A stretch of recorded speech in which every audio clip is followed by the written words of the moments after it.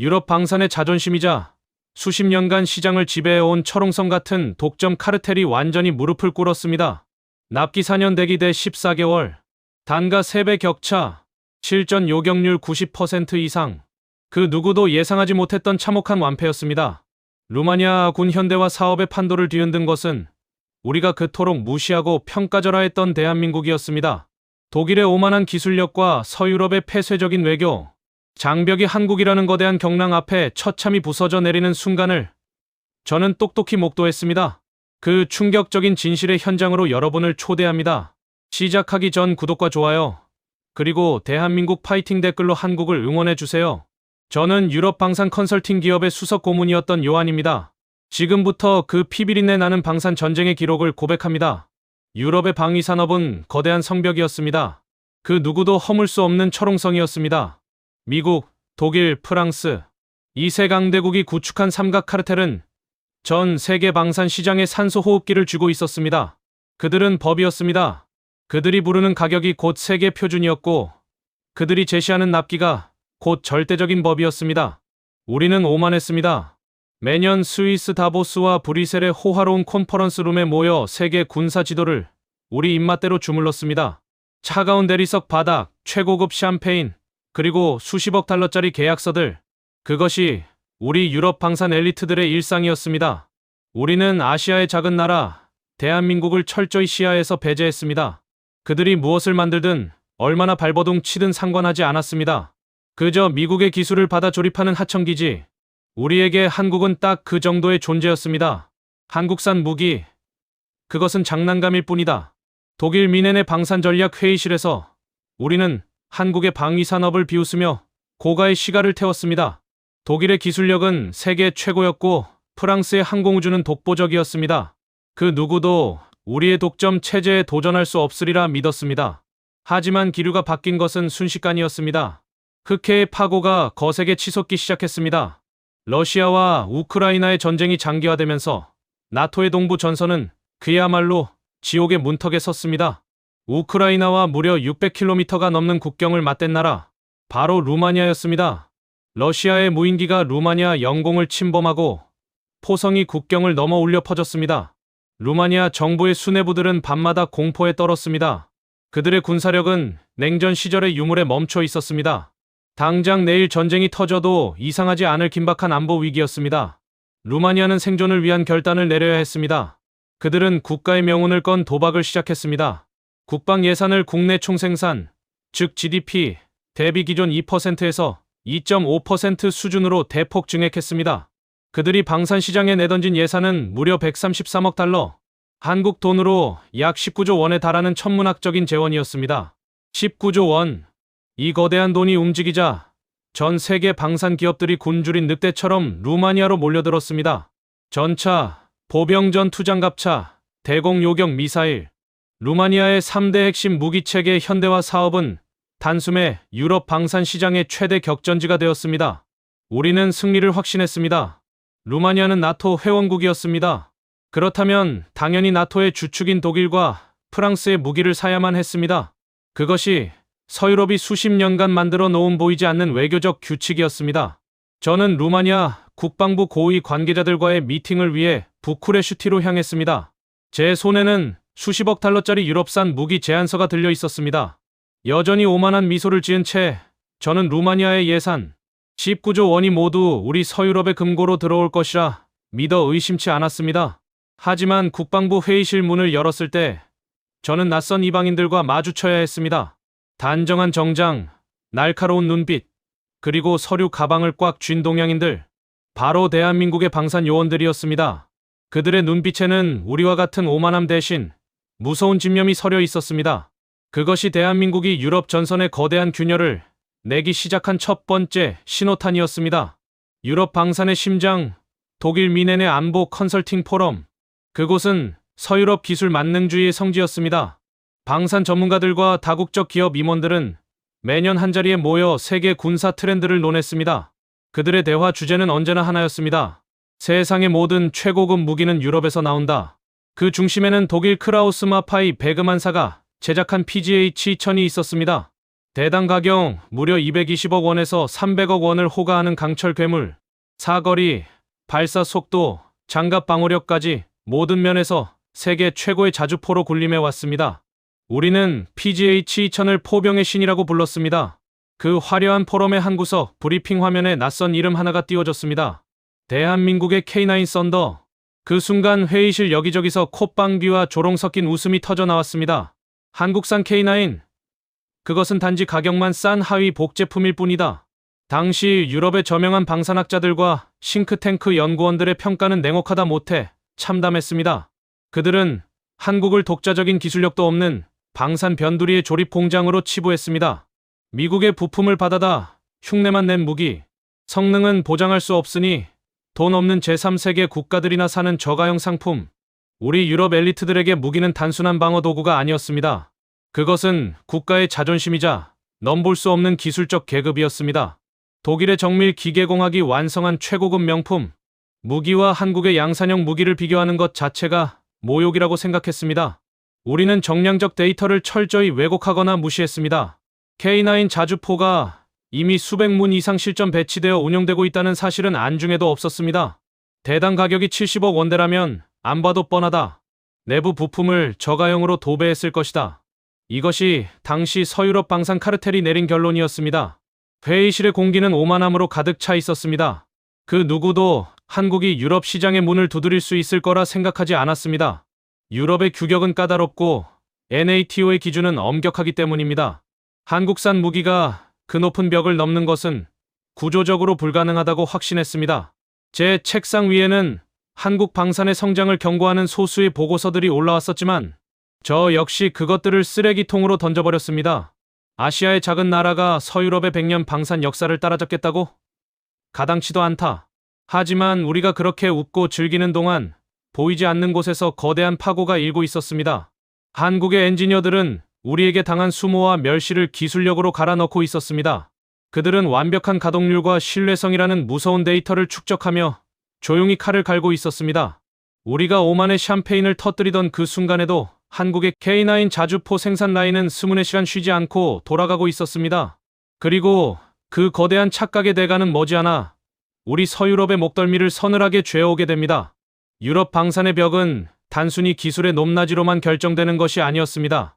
그것은 피보다 진한 외교적 혈맹이자 거대한 이익 카르텔이었습니다. 영국 차기 자주포 도입 사업, 이른바 MFP 사업이 시작되었을 때였습니다. 한국의 K9 자주포는 그곳에서도 가장 유력한 후보 중 하나였습니다.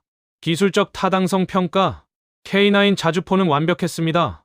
사거리, 발사 속도, 기동성, 그리고 이미 전 세계 수많은 국가에서 검증된 가동률까지 데이터는 거짓말을 하지 않았습니다.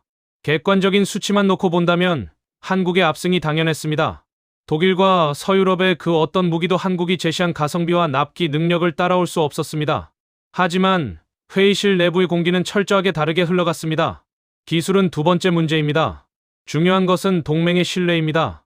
런던의 밀실에서 서유럽 방산 고위 관계자들은 추악한 짬짬이를 시작했습니다. 그들은 나토라는 이름 아래 똘똘 뭉쳤습니다. 유럽의 돈은 유럽 내부에서 돌고 돌려야 한다는 룰이었습니다. 아시아의 이방인에게 유럽의 안방을 내줄 수는 없다는 순혈주의였습니다. 한국의 엔지니어들과 영업요원들은 영국 런던의 차가운 빗속을 뚫고 수십 번, 수백 번 제안서를 수정하며 발로 뛰었습니다. 호텔방에서 컵라면으로 끼니를 때우며 밤을 새웠습니다. 그들이 흘린 땀방울은 서류 봉투가 미어터질 정도였습니다. 그러나 결과는 참담한 고배였습니다. 영국은 기술적 데이터가 아닌 서유럽 간의 폐쇄적인 정치적 역학관계를 선택했습니다. 그들은 보이지 않는 장벽을 세워 한국을 밀어냈습니다. 우리는 비웃었습니다. 아무리 날고 기어봐야 너희는 변방의 아시아인일 뿐이다. 당시 영국 사업에서 한국이 느꼈을 좌절감과 수치심은 감히 상상조차 할 수 없을 것입니다. 피땀 흘려 증명한 기술적 우위가 단 한 장의 외교적 야합 문서에 의해 쓰레기통으로 처박히는 순간이었습니다. 한국 대표단의 손등에는 억울함의 핏줄이 붉어졌고 주먹을 꽉 쥔 손톱이 살을 파고들었습니다. 피가 거꾸로 솟는 모욕이었습니다. 그들은 철저히 깨달았습니다. 유럽 시장은 공정한 게임의 법칙이 통하지 않는 곳이라는 현실을 말입니다. 우리는 한국이 완전히 전의를 상실하고 물러설 것이라 믿었습니다. 이제 한국산 자주포가 유럽 땅을 밟을 일은 영원히 없을 것이다. 독일의 방산 대기업들은 승리의 샴페인을 터뜨리며 오만의 극치를 달렸습니다. 하지만 우리는 한국인들을 몰라도 너무 몰랐습니다. 그 참담한 좌절은 그들을 무너뜨린 것이 아니라 오히려 무서운 괴물로 각성시키는 기폭제가 되었습니다. 유럽이 카르텔로 막아선다면 우리는 그 카르텔 자체를 부셔버리겠다. 영국에서 맛본 뼈저린 굴욕은 곧 다가올 루마니아 대첩에서 서유럽 방산의 심장을 정조준하는 날카로운 칼날이 되어 돌아오고 있었습니다.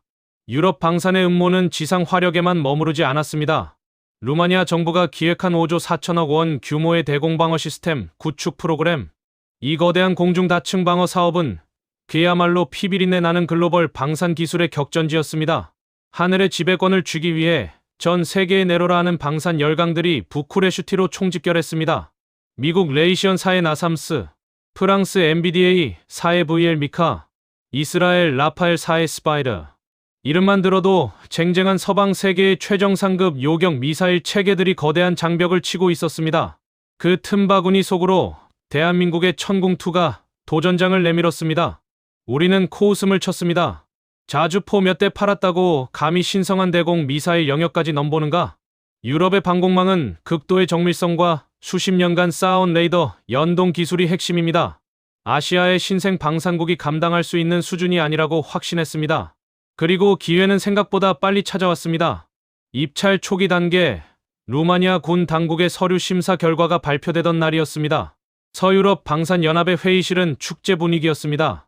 대한민국의 LIG 넥스1이 적격 후보 명단에서 완전히 배제되었다는 소식이 날아들었기 때문입니다. 탈락 사유는 황당하게도 단거리 방공 시스템 입찰 과정 중 발생한 행정 서류상의 사소한 오기였습니다.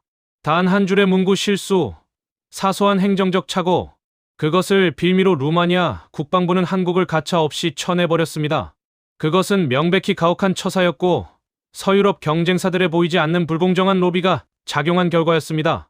한국팀에게는 그야말로 하늘이 무너지는 듯한 참담한 위기였습니다. 수년간 밤을 새우며 준비해온 4조 원대 대공방어망 수주 전선이 제대로 된 기술 평가 한 번 받지 못하고 서류 한 장으로 날아가 버린 순간이었습니다. 부쿠레슈티의 차가운 호텔방에서 한국 대표단은 깊은 침묵과 좌절에 빠졌습니다. 역시 유럽의 장벽은 넘을 수 없는 것인가? 우리는 한국이 이대로 짐을 싸서 조용히 퇴장할 것이라 믿었습니다. 서유럽 방산 대기업들은 승리를 기정사실로 하고 계약서의 서명 날짜를 조율하기 시작했습니다. 한국을 철저히 밟아 뭉개고 유럽의 하늘만큼은 우리 카르텔의 독점 영토로 영원히 남겨두겠다는 오만한 계산이었습니다. 하지만 우리는 한국인들의 무서운 끈질김을 간과하고 있었습니다. 그들은 억울함에 눈물 흘리며 주저앉는 대신 눈빛에 서슬퍼런 투지를 담아내고 있었습니다. 그 사소한 꼬투리를 잡고 번진 부당한 탈락 위기가 오히려 서유럽 카르텔의 심장을 부수는 거대한 부메랑이 되어 돌아올 줄은 그 누구도 알지 못했습니다. 유럽 방산 열강들의 축제는 오래가지 못했습니다. 우리는 한국인들이 그대로 주저앉아 눈물이나 흘릴 줄 알았습니다. 착각이었습니다. 그들의 눈빛은 절망이 아닌 서슬퍼런 투지로 불타오르고 있었습니다. 행정적 착오를 빌미로 기술평가 자체를 거부하는 것은 명백한 불공정이다. 한국 대표단은 부쿠레슈티의 차가운 바닥에서 일어섰습니다. 그들은 즉각 루마니아 국방부와 감사당국을 향해 정식 행정 이의 제기를 신청했습니다. 서류 가방을 꽉 쥔 손가락 끝이 하얗게 질릴 정도로 그들의 움직임은 단호하고 신속했습니다. 우리는 비웃었습니다. 감히 우리 서유럽이 쳐놓은 촘촘한 로비망과 규정의 벽을 법적으로 깨겠다고? 프랑스의 MBDA와 이스라엘의 라파엘사는 이미 루마니아 정계 고위층을 상대로 배타적인 장벽을 공고히 다져놓은 상태였습니다. 돈과 인맥, 그리고 수십 년간 이어온 유럽연합의 카르텔, 일개 아시아 기업의 이의제기 따위는 서류 더미 속에 파묻혀 잊힐 것이라 확신했습니다. 하지만 한국의 대응은 우리의 상상을 초월했습니다. 그들은 단순히 감정에 호소하지 않았습니다. 철저한 법리적 근거와 절차적 공정성, 그리고 나토 규격의 맹점을 조목조목 파헤친 방대한 반박 자료를 들이밀었습니다. 한국 요원들은 루마니아 국방부 청사복도에서 밤을 지새웠습니다. 식은땀이 등골을 타고 흘렀고 눈은 핏발로 붉게 충혈되었습니다. 하지만 그들은 단 한 발짝도 물러서지 않았습니다. 우리의 기술력을 단 1분이라도 정당하게 평가해달라. 그 무서운 집념과 정당성 앞에 루마니아 군 감사관들의 마음이 흔들리기 시작했습니다. 결국 법적 검토 끝에 한국의 이의제기가 전격 수용되었습니다. 사소한 오기로 인한 부당한 탈락 처분이 철회되고 천공투가 다시 공식 입찰 전선으로 복귀하는 대역전극이 일어난 것입니다. 부쿠레슈티의 회의실 공기가 순식간에 얼어붙었습니다. 제 손에 들려있던 샴페인 잔이 미세하게 떨렸습니다. 프랑스와 이스라엘의 방산 임원들의 얼굴은 흙빛으로 변했습니다. 어떻게 저들이 다시 살아 돌아온 거지? 그것은 단순한 서류 심사 복귀가 아니었습니다. 서유럽이 구축해 놓은 거대한 불공정 카르텔의 성벽에 최초로 거대한 균열이 가기 시작한 순간이었습니다. 지옥의 문턱에서 살아 돌아온 한국 방산 요원들의 눈빛은 이제 서유럽 전체를 집어삼킬 거대한 경랑으로 변해 있었습니다. 그리고 그들은 곧바로 자신들을 비웃었던 우리 서유럽 무기들의 치명적인 민낯을 철저하게 폭로하기 시작했습니다. 상황은 급박하게 돌아갔습니다. 시간은 우리 유럽 방산 카르텔의 편이 아니었습니다. 러시아와 우크라이나의 전쟁은 끝날 기미를 보이지 않았습니다. 오히려 전선은 더욱 잔혹하게 번져나갔습니다. 흑해의 붉은 파도가 루마니아의 국경을 집어삼킬 듯이 출렁였습니다. 하늘에서는 정체불명의 드론과 미사일 파편이 루마니아 영토로 떨어졌습니다. 폭음이 대지를 흔들 때마다 부쿠레슈티의 국방부 전황실은 공포로 마비되었습니다. 당장 무기가 필요하다. 내일 당장 전선에 투입할 수 있는 진짜 무기가 루마니아 군 수뇌부의 절규였습니다. 그것은 단순한 군 현대화 계획이 아니었습니다. 눈앞에 들이닥친 칼날을 막아내야 하는 처절한 생존의 문제였습니다. 포병 전력은 낡아 빠진 냉전 시기의 유물이었고 대공망은 구멍이 숭숭 뚫려 있었습니다. 당장 흑해에서 러시아 군함이 포격을 가해온다면 그들은 맨몸으로 총탄을 받아내야 할 처지였습니다. 루마니아의 안보 시계는 이미 자정을 가리키고 있었습니다. 그들은 다급하게 우리 서유럽으로 SOS 신호를 보냈습니다. 당장 무기를 공급해달라고, 자신들의 방패가 되어달라고 애원했습니다. 하지만 우리 서유럽의 대답은 차가웠습니다. 우리는 루마니아의 그 절박한 피눈물을 철저히 상업적인 계산기로만 두드렸습니다. 기다려라. 순서가 있다. 독일과 프랑스의 방산 대기업들은 안보 위기를 기회로 삼아 가격을 더 올릴 궁리만 했습니다. 동부 전선의 안보 공백 따위는 브뤼셀과 미넨의 엘리트들에게는 먼 나라 이야기였습니다. 그저 막대한 이익을 챙길 수 있는 완벽한 매도자, 우위의 시장이 열렸을 뿐이었습니다. 우리는 대한민국이라는 변수를 완전히 잊고 있었습니다. 루마니아가 처한 그 지옥 같은 안보 위기 속에서 한국의 방산 기업들은 전혀 다른 계산기를 두드리고 있었습니다. 그들은 루마니아의 공포를 이해했고 그들의 절박함에 주파수를 맞추었습니다. 서유럽이 오만하게 갑질을 하며 시간을 끄는 동안 한국은 소리 없이 거대한 군수물자와 생산 역량을 동맹의 이름으로 결집시키고 있었습니다. 그것이 유럽 방산의 거대한 독점 체제를 뿌리째 흔들어버릴 경랑의 서막이었습니다. 독일의 오만함은 결국 부메랑이 되어 그들의 목을 죄었습니다. 냉전이 종식된 이후 독일을 비롯한 서유럽 국가들은 거대한 착각에 빠졌습니다. 이제 대규모 전면전은 없다. 그들은 국방비를 감축하고 방산 예산을 토막냈습니다. 결과는 참혹했습니다. 세계 최고라 자랑하던 독일 크라우스 마파이, 베그만의 미넨 생산기지, 그 거대한 공장에 숙련된 엔지니어들은 뿔뿔이 흩어졌습니다. 부품 공급망은 해체되었고 핵심 조립 라인은 차갑게 식어 휴면 상태로 방치되었습니다. 공장 내부에는 뽀얀 먼지와 거미줄만이 가득했습니다. 그 상태에서 러시아 우크라이나 전쟁이 터진 것입니다. 루마니아 군 당국이 다급하게 독일로 날아가 P-2000 자주포 공급을 요청했을 때였습니다. 독일 방산 임원들은 냉소적인 미소를 지으며 서류 한 장을 툭 던졌습니다. 서류에 적힌 숫자는 충격적이었습니다. 인도 완료까지 최소 48개월, 4년이었습니다. 당장 국경 너머에서 포성이 울리고 드론 파편이 떨어지는 마당에 무기를 받으려면 4년을 기다리라는 통보였습니다. 48개월이라는 숫자는 루마니아 수뇌부의 심장을 얼려버렸습니다. 우리는 당장 내년의 생존을 장담할 수 없다. 4년을 어떻게 버티란 말인가? 루마니아 장성들이 책상을 치며 항의했습니다. 하지만 독일의 태도는 여전히 완고하고 아나무인이었습니다. 독일 명품 자주포를 갖고 싶다면 그 정도 시간은 기다리는 것이 당연하다. 싫으면 관두라. 그것은 무책임의 극치였습니다. 그들은 동맹국의 안보 공백 따위는 신경 쓰지 않았습니다. 생산 라인을 재가동하고 부품을 수급하는 데 드는 비용과 번거로움을 루마니아에 떠넘기며 갑질을 일삼았습니다. 저는 부쿠레슈티의 회의실에서 그 광경을 지켜보며 내심 쾌재를 불렀습니다. 루마니아는 결국 대안이 없으리라 믿었기 때문입니다. 아무리 납기가 늦어도 서유럽의 카르텔 안에서 무기를 살 수밖에 없을 것이라 확신했습니다. 우리는 4년이라는 전력 공백을 방치한 채 계약서에 도장을 찍으라며 루마니아의 목을 압박했습니다. 우리의 눈에는 루마니아의 안보 위기가 그저 막대한 폭리를 취할 수 있는 노다지로만 보였습니다. 그 무책임한 오만이 서유럽 방산의 거대한 무덤을 파고 있다는 사실을 그때는 우리 중 그 누구도 깨닫지 못했습니다. 독일이 48개월이라는 오만한 청구서를 내밀고 있을 때 대한민국은 전혀 다른 차원의 준비를 끝마치고 있었습니다. 그것은 전 세계 방산 역사상 유례가 없는 미친 짓이었습니다. 보통의 방산 기업들은 계약서에 도장을 찍고 계약금을 받아야 비로소 부품을 발주하고 생산 라인을 가동합니다. 손해를 보지 않기 위한 철저한 상업적 계산입니다. 하지만 한국의 한화에어로스페이스는 달랐습니다.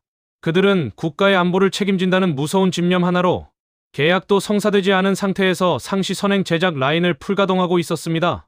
창원 공장에는 이미 36문의 K9 자주포가 상시 비축되어 언제든 출고될 준비를 마치고 있었습니다.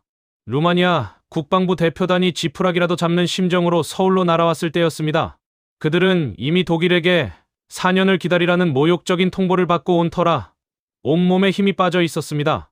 한국 측 회의실에 앉은 루마니아 장성들이 조심스럽게 물었습니다. 독일은 4년이 걸린다고 합니다. 한국은 계약 후 첫 물량을 인도받는데 얼마나 걸리겠습니까? 한국 대표단은 단 1초의 망설임도 없이 서류를 내밀었습니다. 서류에 적힌 숫자는 믿을 수 없을 만큼 경이로웠습니다. 14개월입니다. 계약서에 도장만 찍으신다면 14개월 이내에 루마니아 땅에 K9 자주포를 즉각 인도하겠습니다. 48개월 대 14개월. 독일이 요구한 시간의 단 4분의 1밖에 안 되는 압도적인 속도였습니다. 루마니아 장성들의 눈이 휘둥그레졌습니다. 그게 정말 가능한 소리요? 사기극이 아닌가? 그들은 자리를 박차고 일어나 소리쳤습니다. 서유럽의 촘촘한 공급망으로도 4년이 걸리는 일을 아시아의 작은 나라가 어떻게 14개월 만에 해낸다는 말인가? 의심과 경멸이 가득한 눈빛이었습니다. 하지만 한국인들은 말없이 루마니아 대표단을 창원 생산기지로 안내했습니다. 공장의 거대한 철문이 열리는 순간 루마니아 대표단은 온몸이 굳어버렸습니다. 귀를 찢는 듯한 기계음, 사방에서 튀는 강렬한 용접 불꽃, 그리고 그 거대한 공장 내부의 끝도 없이 도란도란 늘어서 있는 수십 대의 K9 자주포의 강철 차체들, 쉬지 않고 돌아가는 대한민국의 24시간 상시 양산 체제를 눈앞에서 직관한 것입니다. 그것은 서유럽이 냉전 종식 이후 완전히 잃어버린 오직 대한민국만이 보유한 세계 유일의 신속 양산 제조 역량이었습니다. 저는 브뤼셀의 사무실에서 이 보고를 받고 온몸에 소름이 돋았습니다. 돈을 받지도 않고 무기를 먼저 만들고 있었다고? 이들은 장사를 하는 게 아니다. 전쟁을 준비하고 있었던 것이다. 독일의 오만한 48개월 갑질이 한국에 준비된 14개월이라는 초격차, 데이터 앞에 처참하게 찢겨나가는 순간이었습니다. 우리는 독일의 명품 기술이 완벽하다고 믿었습니다. 그것은 종교와도 같은 맹신이었습니다. 하지만 진짜 문제는 납기만이 아니었습니다. 명품이라는 포장지를 한꺼풀 벗겨내자 추악한 기술적 결함과 치명적인 민낯이 고스란히 드러났습니다. 노르웨이 동절기 기후 성능 평가 시험장. 그곳은 영하 18도 이하의 잔혹한 혹한이 지배하는 동토의 땅이었습니다. 루마니아 군 당국은 자신들의 국경 환경과 유사한 극한 상황에서 무기들이 어떻게 버티는지 확인하고 싶어 했습니다. 독일의 KMW 사는 거만하게 웃으며 P2000을 전장에 입고시켰습니다. 독일의 기계공학이 완성한 철갑 괴물이다. 혹한기 따위는 아무런 걸림돌이 되지 않는다. 그러나 시험이 시작되자마자 대지가 얼어붙는 소리와 함께 비명이 터져 나왔습니다. 영하 18도의 칼바람 속에서 세계 최고라 자랑하던 독일 P2000의 정밀 가반 개통과 엔진이 비명을 지르며 멈춰섰습니다. 오일 라인이 얼어붙고 유압 장치가 마비되었습니다. 포탑은 얼어붙어 회전하지 않았고 첨단 전자 장비들은 연이어 에러 코드를 뿜어냈습니다. 독일 엔지니어들의 이마에서 식은땀이 흘러내렸습니다. 그들이 허둥지둥 공구를 들고 뛰어다녔지만 강철 괴물은 요지부동이었습니다. 데이터는 참혹했습니다. 그 혹독한 동절기 환경에서 독일 P2000의 주행 및 사격 중 엔진 고장률은 무려 24%까지 치솟았습니다. 4대 중 한 대는 전장에서 고철 더미로 변한다는 뜻이었습니다. 이것이 너희가 자랑하던 명품의 실체냐? 루마니아 평가관들의 얼굴이 차갑게 굳어갔습니다. 실전 상황이었다면 포탄 한 발 쏘지 못하고 적의 표적이 되어 몰살당했을 치명적인 결함이었습니다. 우리는 충격에 휩싸였습니다. 유럽 방산의 자존심이 전 세계 포병의 신이라 불리던 존재가 자연의 혹독함 앞에 처참하게 발가벗겨진 순간이었습니다. 유럽의 기후에만 맞추어 온실 속 화초처럼 제작된 무기의 한계였습니다.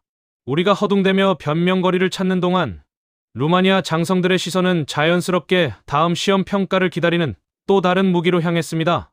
영하 18도의 칼바람 속에서 묵묵히 시동을 건 채 차가운 기운을 내뿜고 있는 대한민국의 K9 자주포였습니다. 독일의 강철 괴물이 멈춰 선 영하 18도의 지오. 그 차가운 얼음판 위로 대한민국의 K9 자주포가 모습을 드러냈습니다. 서유럽의 방산 전문가들은 여전히 팔짱을 낀 채 냉소적인 시선을 던졌습니다. 독일 명품도 버티지 못한 추위다. 아시아의 조리품 따위는 시동조차 걸리지 않을 것이다. 그들은 한국 무기가 얼어붙어 망신을 당하는 순간만을 기다렸습니다. 하지만 그들의 오만함이 경악으로 바뀌는 데는 단 1초도 걸리지 않았습니다. 부르릉! 정적을 깨고 K9 자주포의 육중한 엔진음이 동토의 대공을 사정없이 찢어발겼습니다. 단 한 번의 시도였습니다. 어떠한 지연도, 어떠한 망설임도 없었습니다. 새하얀 매연을 뿜어내며 47톤의 거대한 강철 차체가 얼어붙은 설원 위를 미친 듯이 질주하기 시작했습니다. 시속 60km, 눈더미를 집어삼키며 거침없이 궤도를 굴리는 모습은 굶주린 맹수와 같았습니다. 이어진 사격 평가, K9 자주포의 포신이 하늘을 향해 날카롭게 고개를 들었습니다. 쾅, 쾅, 쾅. 연속적인 포성이 설산을 흔들었습니다. 급속 사격, 15초 이내에 세 발의 포탄이 정확히 하나의 표적을 향해 날아갔습니다. 포탑의 회전, 포신의 구동, 전자장비의 작동까지 모든 것이 한치의 오차도 없이 완벽했습니다. 독일 엔지니어들의 입이 떡 벌어졌습니다. 나중에 공개된 최종 평가 데이터는 우리 서유럽 엘리트들의 뺨을 후려쳤습니다. 독일 P2000 엔진 고장률 24%, 대한민국 K9 자주포 엔진 고장률 단 1.2%, 비교 자체가 불가능한 경이로운 가동 신뢰성이었습니다. 이 1.2%라는 숫자 뒤에는 한국 엔지니어들의 피와 땀이 서려 있었습니다.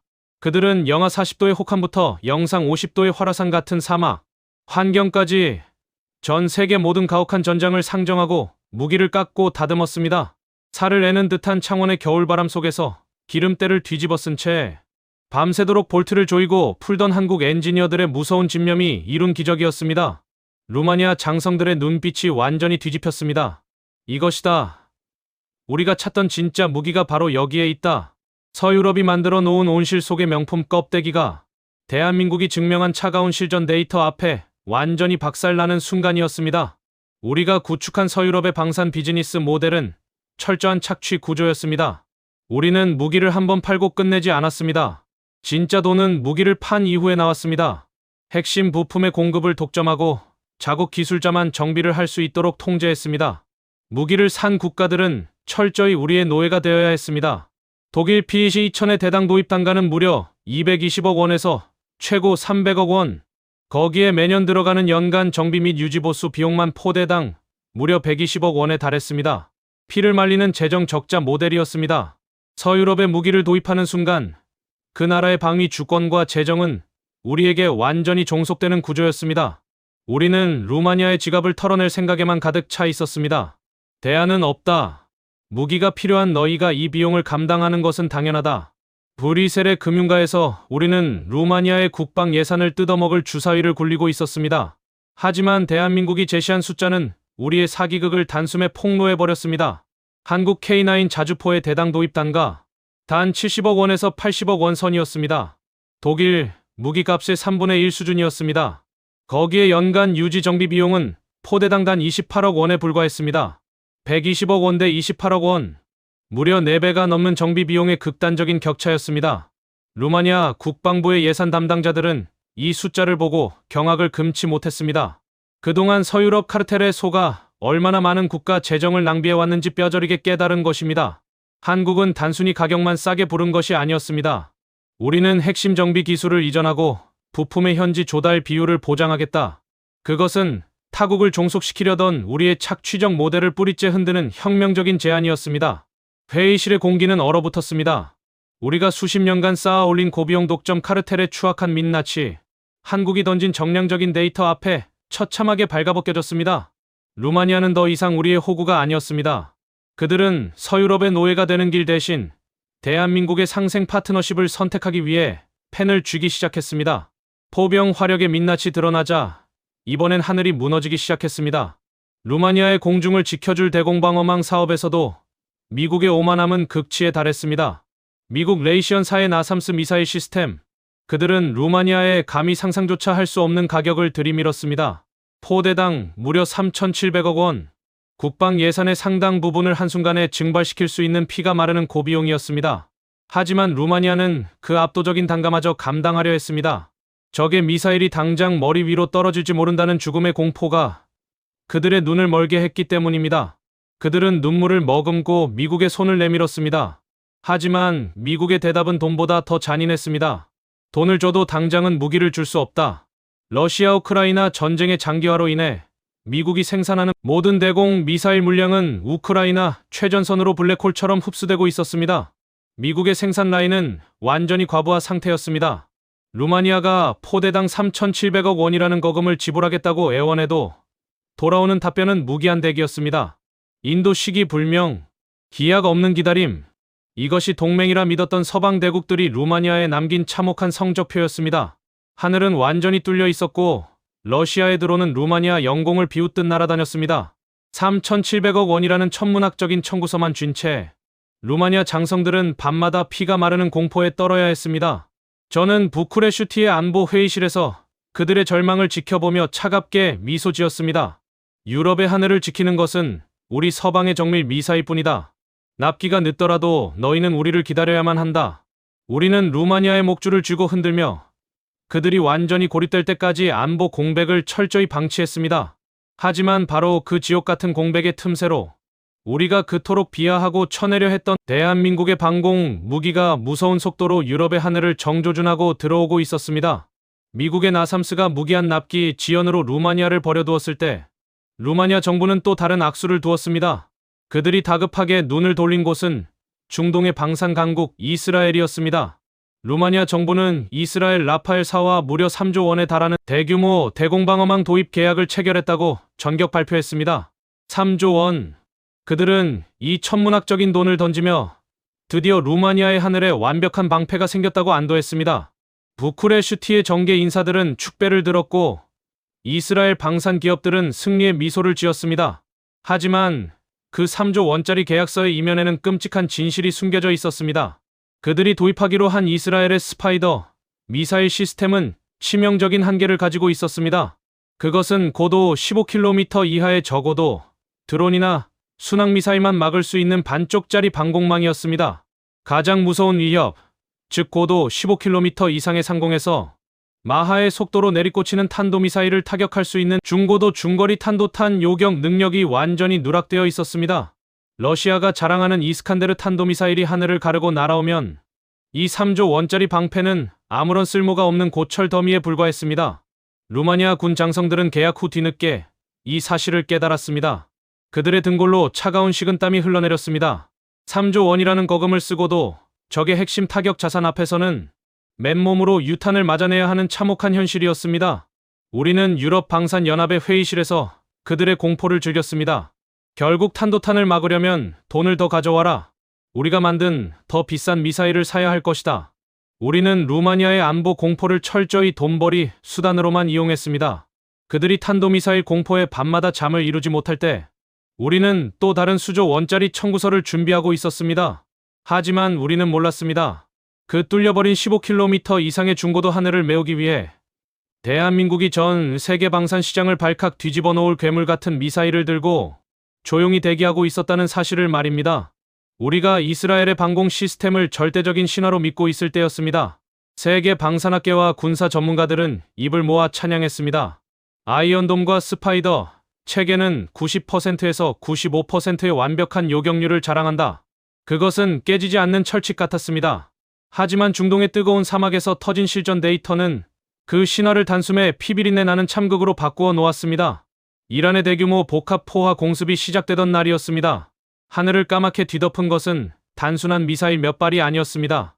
저가형 자폭 드론 수백 대와 탄도미사일, 순항미사일이 동시에 쏟아지는 다층 복합 포화 공습이었습니다.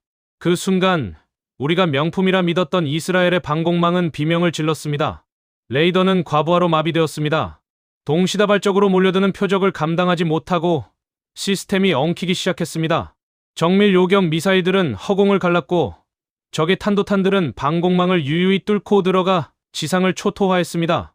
그날 밤 전 세계 군사 통신망을 타고 흐른 요격률 데이터는 충격 그 자체였습니다. 95%라던 요격률이 실전에서 무려 70%대 이하로 폭락했습니다. 30%의 구멍. 그것은 방공망의 완벽한 붕괴를 의미했습니다. 날아오는 미사일 3발 중 1발은 무방비로 얻어맞아야 한다는 참혹한 전장 데이터였습니다. 서유럽과 미국 방산 기업들의 기술진들은 패닉에 빠졌습니다. 모니터를 바라보던 제 손등에는 식은땀이 비 오듯 흘러내렸습니다. 이럴 수가 없다. 우리가 알던 데이터가 아니다. 3조 원을 들여 이스라엘 시스템을 사들인 루마니아 정부는 그야말로 날벼락을 맞았습니다. 그들의 얼굴은 흑빛으로 변했습니다. 돈은 돈대로 쓰고 실전에서는 전혀 부서지지 않는 방패인 줄 알았던 것이 허무하게 뚫리는 민낯을 보았기 때문입니다. 러시아의 포화 공습이 이와 같은 방식으로 들이닥친다면 루마니아는 그대로 소멸할 처지였습니다. 우리가 대책을 찾지 못하고 우왕좌왕하는 사이 루마니아 장성들은 이스라엘의 제안서를 찢어버렸습니다. 그리고 그들은 중동의 또 다른 실전 현장에서 그 무서운 이란의 탄도미사일을 단 한 발의 오차도 없이 완벽하게 요격해내며 신화를 쓰고 있던 유일한 방공 무기를 포착했습니다. 바로 대한민국의 천궁투였습니다. 우리 서유럽과 미국이 무기를 수출할 때 지킨 철칙이 있었습니다. 그것은 철저한 기술 통제였습니다. 우리는 핵심 부품의 내부 설계를 절대로 구매국에 보여주지 않았습니다. 기술 유출 방지라는 그럴듯한 명분을 내세웠지만 진짜 목적은 따로 있었습니다. 구매국의 방위 주권을 우리 손아귀에 쥐고 흔들며 영원히 자국 부품만을 비싼 값에 사가도록 강제하는 착취적 카르텔이었습니다. 무기가 고장나면 나사 하나조차 우리 허락 없이 바꿀 수 없게 만들었습니다. 그것이 서방 방산 열강들이 수십 년간 부를 축적해온 방식이었습니다. 우리는 루마니아에도 똑같은 노예 계약을 요구했습니다. 무기를 사고 싶다면 우리의 기술 통제를 순순히 받아들여라. 그것은 거부할 수 없는 제국주의적 갑질이었습니다. 하지만 대한민국이 들고 나온 카드는 우리의 오만한 통제 전략을 뿌리째 송두리째 뒤흔들어 놓았습니다. 그들이 내세운 것은 상생과 공존이었습니다. 우리는 무기만 팔고 도망치지 않는다. 기술을 이전하고 현지 생산기지를 구축하겠다. 한국의 제안은 파격 그 자체였습니다. 우리는 비웃었습니다. 바보 같은 한국인들. 자신들의 피땀 어린 기술을 통째로 넘겨주겠다니 장사를 할 줄 모르는구나. 하지만 그것은 장사를 모르는 게 아니라 서유럽 카르텔의 심장을 정조준한 한국 방산의 무서운 마스터 스트로크였습니다. 한국은 루마니아 현지의 거대한 방산 생태계를 만들어 주겠다고 약속했습니다. 자국 기술을 꽁꽁 싸매고 독점 폭리를 취하던 우리 서유럽의 추악한 비즈니스 모델이 한국의 전폭적인 기술 공유와 상생 전략 앞에 완전히 무력화되었습니다. 루마니아 국방부의 고위 관료들은 한국 대표단의 손을 잡으며 눈물을 흘렸습니다. 자신들을 종속시키려던 서방의 갑질 속에서 유일하게 대등한 파트너로 다가와준 나라가 바로 대한민국이었기 때문입니다. 제 손에 쥐어있던 유럽 방산 연합의 독점 기획서는 순식간에 쓰레기통으로 처박혔습니다. 우리가 쳐놓은 오만한 통제의 벽이 한국이 제시한 공존의 가치 앞에 완전히 무너져 내리는 순간이었습니다. 2026년 중동의 하늘이 핏빛으로 물들던 그날 밤이었습니다. 이란의 대규모 자폭 드론과 탄도미사일이 사막의 상공을 가르며 날아들었습니다. 기존의 서방 세계 방공망들이 복합포화 공습 앞에 속수무책으로 무너지며 요격률 70%대라는 처참한 성적표를 남기고 있던 바로 그 순간이었습니다. 아랍에미리트의 하늘 또한 사정없는 불화살의 표적이 되었습니다. 지상의 관제소 모니터에는 수십 개의 붉은 점들이 경고음을 울리며 무서운 속도로 돌진해 오고 있었습니다. 그 절체절명의 위기 상황, 대한민국이 수출한 천궁투 포대가 마침내 세계 최초로 실전에 초도 등판했습니다. 관제실 내부의 공기는 숨소리조차 들리지 않을 만큼 팽팽하게 얼어붙었습니다. 과연 한국산 미사일이 저 무시무시한 탄도탄을 막아낼 수 있을 것인가? 전 세계 방산업계의 시선이 UAE의 사막으로 집중되었습니다. 독일과 프랑스의 기술진들은 냉소적인 눈빛으로 모니터를 주시했습니다. 결국 실패할 것이다. 대공 미사일은 자주포와 차원이 다르다. 그 오만한 예측을 깨부수듯 천궁2의 발사대가 거대한 화염을 뿜어냈습니다. 슈! 굉음과 함께 솟구쳐 오른 다기능 레이더가 적의 탄도미사일을 한치의 오차도 없이 추적하기 시작했습니다. 마하의 속도로 내리꽂히는 적의 탄도탄, 그리고 그것을 향해 일직선으로 뻗어나가는 천궁2의 국산 유도탄. 수초 후 칠흑 같은 밤하늘에 눈을 뜰 수 없을 만큼 강렬한 대폭발이 일어났습니다. 콱광! 정적을 깨고 관제소 화면의 붉은 점이 흔적도 없이 사라졌습니다. 완벽한 격추였습니다. 단 한 발의 실패도 없었습니다. 그날 밤 기록된 천궁2의 실전 데이터는 전 세계를 발칵 뒤집어 놓았습니다. 실전 요격률 90% 이상. 그 무서운 이란의 포화 공습 속에서 서방의 명품 방패들이 추풍낙엽처럼 뚫릴 때 오직 대한민국의 천궁2만이 하늘에 완벽한 강철 성벽을 친 것입니다. 저는 브뤼셀의 안보사령부에서 이 요격 데이터를 실시간으로 확인하고 손에 쥐고 있던 펜을 떨어뜨렸습니다. 온몸에 돋은 소름이 가라앉지 않았습니다. 성공했다. 한국인들이 기어코 실전에서 신화를 증명해냈다.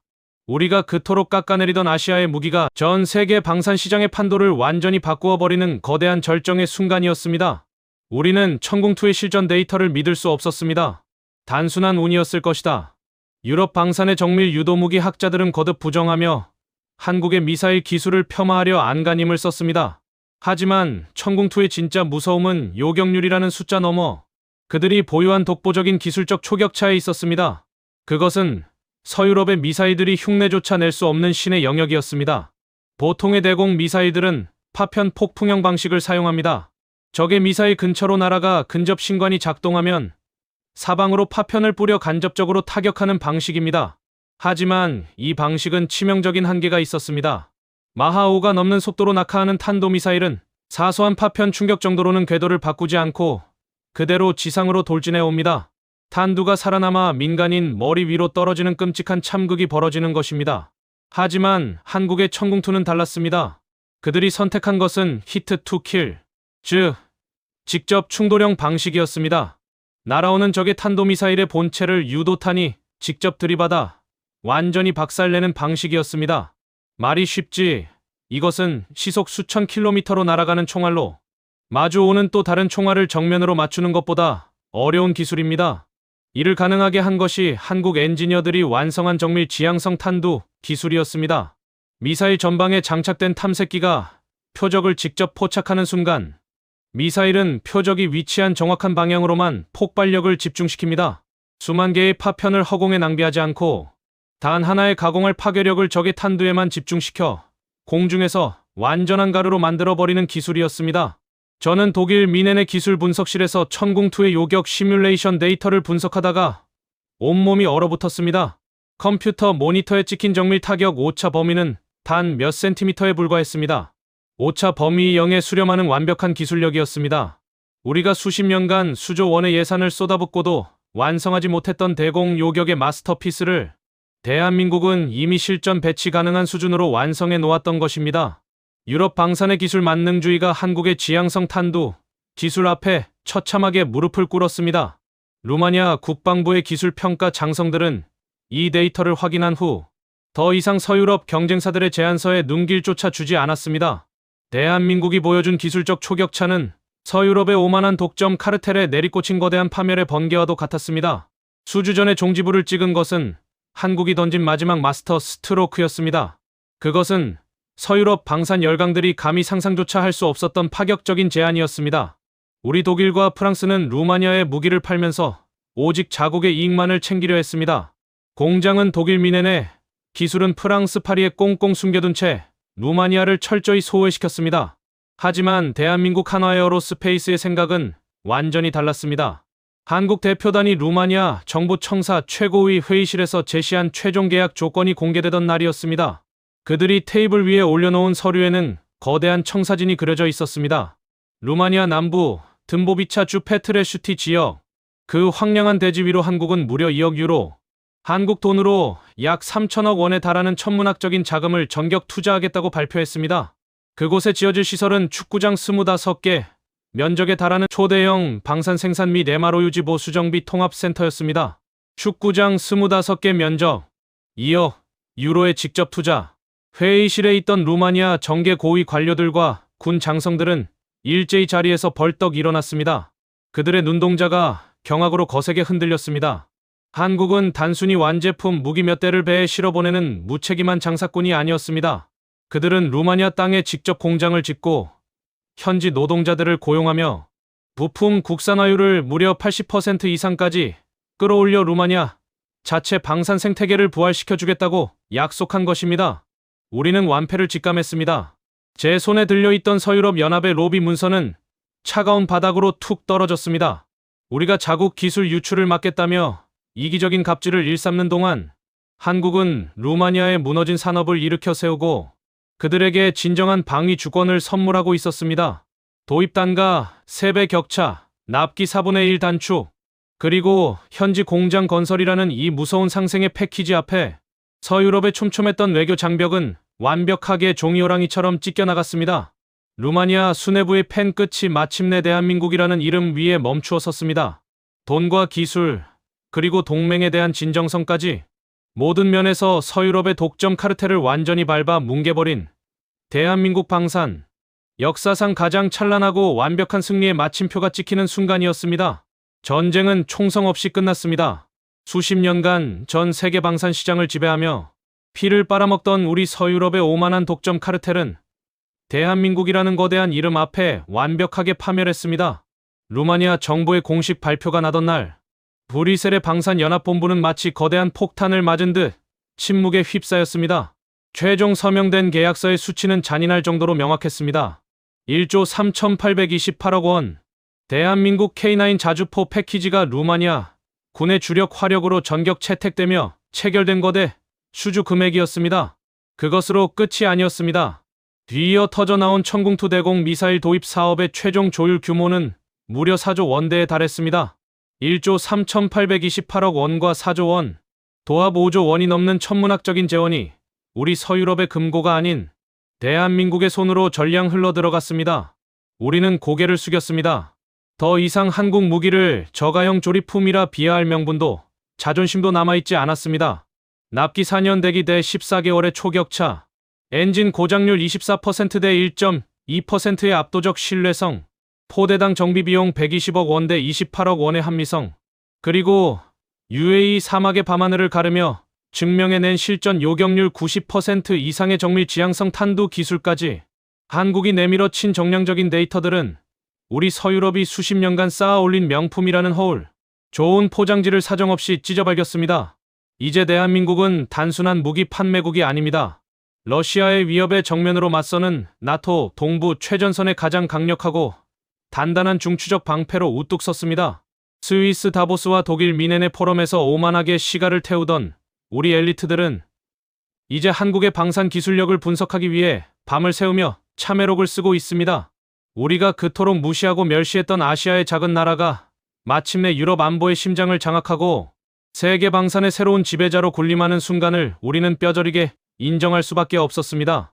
대한민국의 승리는 단순히 수조 원의 계약서를 따내는 것에 그치지 않았습니다.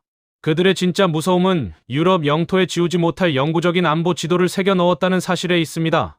한국은 루마니아의 요구를 100% 반영한 철저한 루마니아 특화형 K9A1 플랫폼을 완성했습니다. 자국의 무기 순혈주의만 고집하며 타국의 요구를 묵살하던 우리 서유럽의 오만함과 달리 한국은 이스라엘 방산, 대기업 플라산사의 첨단 부가장갑 기술까지 과감하게 이식했습니다. 방호력을 극대화한 맞춤형 괴물을 탄생시킨 것입니다. 기술의 융합, 동맹의 존중. 우리는 꿈도 꾸지 못했던 유연함이었습니다. 그리고 마침내 루마니아 땅의 거대한 강철의 진격이 시작되었습니다. 한화에어로스페이스는 든보비차 주 페트레슈티 지역의 HAC, 즉 한화 아시아 유럽 방산센터의 착공식 버튼을 전격 눌렀습니다. 축구장 25개 면적의 대지 위로 거대한 굴착기들이 땅을 파헤치고 철골이 올라가기 시작했습니다. 그것은 단순한 공장 건립이 아니었습니다. 루마니아 방위산업협회와 전략적 파트너십을 맺고 현지 부품 공급망을 80%까지 흡수하는 거대한 방산 허브의 탄생이었습니다. 이 든보비차 기지를 통해 한국은 루마니아를 넘어 동유럽 전체의 K9 자주포와 장갑차를 영구적으로 정비하고 개량하는 유럽 통합 MRO 전초기지를 완성해버렸습니다. 타격을 입은 것은 지상 화력 카르텔만이 아니었습니다. 서류 오기를 빌미로 한국을 쫓아내려 했던 우리의 공중 대공망 독점 체제도 처참하게 찢겨나갔습니다. 지옥에서 살아 돌아온 LIG 넥스원은 독일 미넨의 유럽 거점 사무소를 전격 개소했습니다. 우리의 안방인 미넨 한복판에 깃발을 꽂은 것입니다. 그들은 천궁투의 90% 이상이라는 경이적인 실전 요격 데이터를 앞세워 루마니아를 넘어 발트 3국 에스토니아, 라트비아, 리투아니아의 대공방어망 통합 사업까지 무서운 속도로 집어삼키기 시작했습니다. 우리가 구축해 놓은 100년 방산 카르텔의 영토가 동서남북으로 송두리째 해체되고 있었습니다. 과거 우리가 무시했던 한국의 방산 기업들은 이제 단순한 무기 판매상을 넘어 유럽 영토 전체의 안보를 영구적으로 지배하는 가장 위대하고 주도적인 안보 파트너로 완벽하게 승화해 있었습니다. 그 무서운 거인들의 전진 앞에 우리 서유럽 엘리트들이 할 수 있는 일은 그저 멍하니 파멸을 바라보는 것뿐이었습니다. 유럽 방산의 거대 카르텔이 무너진 자리, 그곳에는 대한민국의 찬란한 깃발이 휘날리고 있습니다. 우리는 오만했습니다. 아시아의 작은 나라가 가진 피와 땀, 그리고 상생의 진정성을 알아보지 못했습니다. 그 대가는 처참했습니다. 우리의 금고는 텅 비었고 우리의 자존심은 산산조각 났습니다. 독일의 정밀 기계공학도, 프랑스의 항공우주 기술도, 미국의 독점적 압박도, 대한민국 방산의 초격차 데이터 앞에서는 그저 한낱 종이 호랑이에 불과했습니다. 대한민국은 무기로 세상을 지배하려 하지 않았습니다. 그들은 동맹의 안보를 함께 지키고 무너진 생태계를 함께 일으켜 세웠습니다. 그 진심이 완고하던 유럽의 장벽을 뿌리째 흔들고 마침내 대역전의 신화를 완성해낸 것입니다. 과거 한국을 비웃었던 한 사람으로서 저는 오늘 대한민국이라는 거대한 거인 앞에 깊은 경의를 표하며 참회록의 마지막 장을 덮습니다. 유럽의 하늘과 땅을 지키는 가장 위대한 방패, 그것은 바로 대한민국입니다. 이 자랑스러운 이야기를 주변에 널리 공유해 주세요. 여러분의 작은 자부심이 대한민국을 움직이는 가장 큰 힘이 됩니다. 영상이 도움되셨다면 구독과 좋아요도 부탁드립니다. 지금까지 한국의 일침이었습니다. 감사합니다.